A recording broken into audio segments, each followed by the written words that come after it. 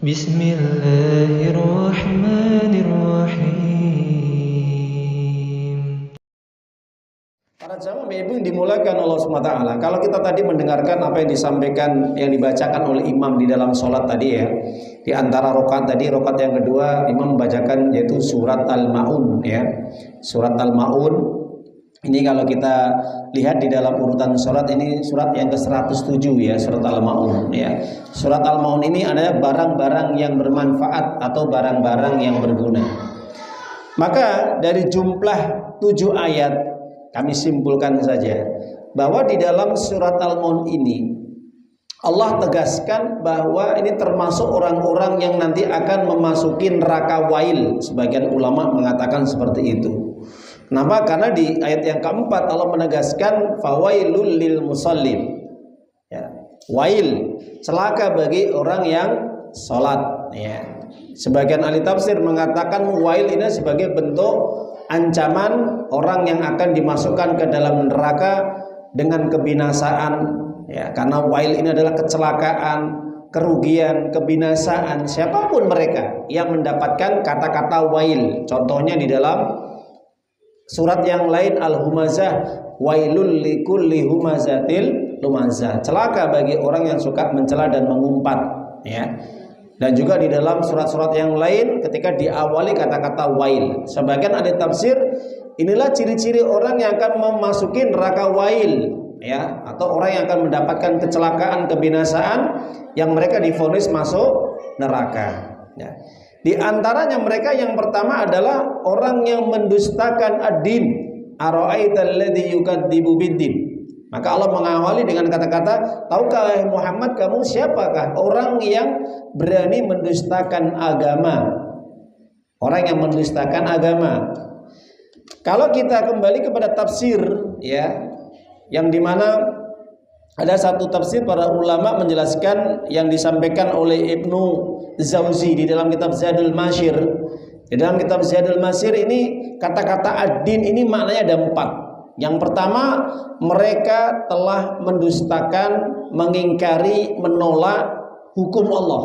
Tahukah kamu orang yang menolak hukum Allah, mendustakan hukum Allah? Itu yang pertama. Jadi kata-kata ad-din adalah hukmullah. Yang kedua, kata-kata ad-din ini adalah hari perhitungan atau yaumul hisab ya, hari perhitungan. Ini yang kedua. Jadi kata-kata ad-din ini adalah yaumul hisab. Yang ketiga, ad-din adalah yaumul ba'ats. Yaumul ba'ats, hari kebangkitan. Yang dimana manusia nanti dibangkitkan. Nah, orang yang mendustakan hari kebangkitan, orang yang mendustakan, mengingkari, menolak adanya hari hisab, orang yang mengingkari, menolak adanya hukum Allah, dan juga yang keempat ad-din adalah Al-Quran itu sendiri. Al-Quran itu sendiri atau ajaran Islam itu sendiri.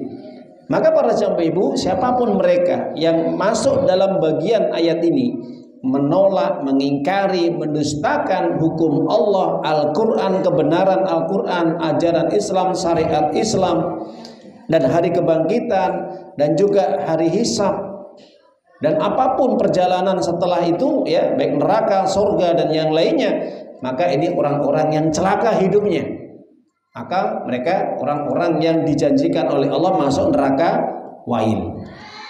Nah di situ para jamaah ibu, Allah menegaskan kata-kata celaka itu diperuntukkan langsung kepada orang yang sholat. Kenapa orang sholat langsung celaka? Karena kalau orang yang sholatnya rusak, rusak semuanya Pak Bu. Jelas ya? Orang itu kalau tidak baik, tidak benar sholatnya, maka perilakunya tidak akan baik, tidak akan benar semuanya. Makanya ini berimbas, berpengaruh kepada perilaku. Makanya di situ Allah tempatkan kata-kata celaka bagi orang sholat ini supaya untuk menegaskan bahwa di antara orang-orang yang celaka hidupnya, yang mereka akan masuk neraka wail adalah cirinya mereka orang yang celaka sholatnya. Meskipun para ahli tafsir mengatakan ini termasuk orang-orang munafik. Orang munafik itu orang yang celaka sholatnya Pak Bu. Suka menipu Allah, tidak khusyuk sholatnya, tidak tumakninah sholatnya, suka mengakhir-akhir waktunya sehingga waktunya hampir habis ya, malas-malas di dalam sholatnya. Nah, ini dijelaskan. Dan juga mereka suka riya, pamer. ketika sholat, memperindah sholatnya agar dilihat orang lain, supaya sholatnya indah, sholatnya bagus, sholatnya panjang dan yang lainnya. Nah itu, ini orang-orang munafik. Nah, orang-orang munafik juga ini memiliki karakter yang buruk, Pak Bu. Ya, dia mengingkari hukum Allah, dia menolak syariat Allah, dia juga tidak mempercayai secara 100% adanya hari kebangkitan, atau hari hisab, ataupun kebenaran Al-Quran atau ajaran Islam. Juga mereka suka menghardik anak yatim. Jadi karakter sifat orang munafik itu dalam dirinya juga suka menghardik anak yatim, memperlakukan anak yatim sewenang-wenang, menghinakan, merendahkan anak yatim, atau tidak mengurusi dengan sebaik-baik mungkin. Ketika mungkin dia membuat panti asuhan anak-anak yatim, dia tidak jalankan dengan sebenar-benarnya, tidak amanah, sehingga anak yatim itu selalu disia-siakan, selalu diperlakukan dengan tidak baik, disikapi dengan kasar, dibentak-bentak, dihujat, dicaci maki dan yang lainnya. Bahkan mungkin disia-siakan dalam memberikan makanan atau pakaian. Naudzubillah min dzalik. Nah, ini karakter orang munafik, Bapak Ibu. Ini sholatnya nggak bener ini. Nah, orang yang sholatnya nggak bener, saya katakan sekali lagi, akan berdampak kepada perilaku, Pak Bu, dan ucapan. Jelas ya? Dan yang ketiga, ini berdampak kepada ucapan juga. Mereka orang yang suka tidak memberikan makan kepada orang-orang miskin, memperlakukan orang-orang miskin juga dengan tidak baik, tidak mau peduli, atau orang-orang yang mungkin kekurangan, fakir. Maka orang seperti ini tidak punya rasa iba, tidak punya rasa untuk saling tolong menolong. Ini karakter sifat orang munafik. Makanya sifat orang munafik itu yang jelas itu adalah kikir, Pak. Kikir betul. Makanya kalau kita buka di dalam surat At-Taubah, surat yang ke-9, ayat yang ke-67. Nah, ini bisa kita buka ayatnya. Al-Quran menyatakan di dalam surat At-Taubah, a'udzubillahi minasyaitonirrajim, al-munafiquna wal munafiqatu ba'dhum min ba'd ya'muruna bil munkari wa yanhauna 'anil ma'rufi wa yakbiduna aydiyahum nasallahu fanasiyahum innal munafiqina humul fasiqun. Orang-orang munafik laki-laki dan perempuan, mereka sama saja. Satu dengan yang lain itu saling tolong-menolong dalam perbuatan mungkar. Mereka mengajak yang mungkar, mengajak kepada keburukan, kejahatan, kezaliman, kemaksiatan, dosa, dan penyimpangan. Itu orang munafik, Pak. Jadi karakter orang munafik itu senang yang dosa-dosa, senang yang maksiat, senang yang menyimpang, mengajak kemungkaran, mengajak melanggar hukum Allah, mengajak supaya orang itu melakukan pelanggaran hukum Allah. Ini orang munafik. Nah itu. Sebaliknya mereka itu mencegah dari perbuatan yang baik. Jadi kalau ada orang yang jujur, orang yang benar, itu orang munafik nggak senang, Pak. Dalam hatinya dongkol, benci terhadap orang-orang yang amanah, orang yang jujur, orang yang menegakkan keadilan, menegakkan kebenaran, memberantas kezaliman. Itu orang munafik, Pak. Ingat ya, jadi kalau ada orang munafik, mereka akan selalu memandang hina bagi orang-orang yang baik, orang yang soleh. Itu. Nah, orang seperti ini kata Allah, cirinya juga mereka menggigit, wayak biduna idea, menggigit kedua tangannya. Artinya apa? Mereka kikir. Mereka kikir, mereka pelit, berat untuk mengeluarkan hartanya di jalan Allah SWT. Mereka berani meninggalkan Allah, melupakan Allah, Allah pun akan meninggalkan mereka. Nah itu. Tadi mereka pada hakikatnya tidak ada keinginan untuk betul-betul serius beribadah kepada Allah, tidak mengagungkan kepada Allah dengan sebenar-benar pengagungan. Nah itu orang munafik, Jadi orang munafik itu orang yang fasik, keluar dari mentaati Allah Subhanahu wa taala.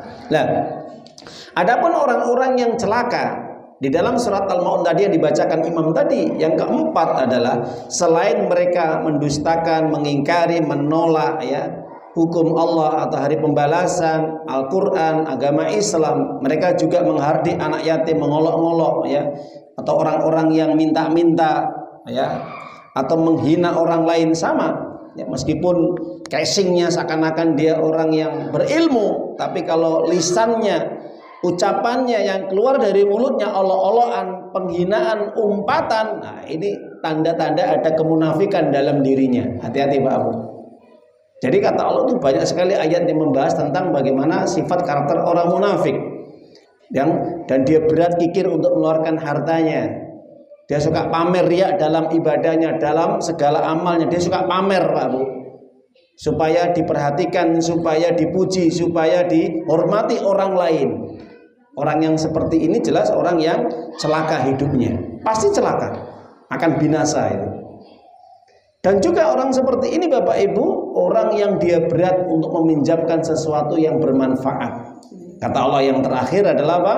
Selain dia pamer, riya, ya, dengan segala amal ibadahnya, terutama sholatnya atau dakwahnya atau yang lain, dan orang seperti ini juga berat ketika meminjamkan sesuatu yang bermanfaat. Jadi kata-kata al-maun itu, Ali bin Abi Thalib itu mengatakan, menafsirkan, yaitu ember atau kapak, ya, itu al-maun. Ini pendapat sahabat ya.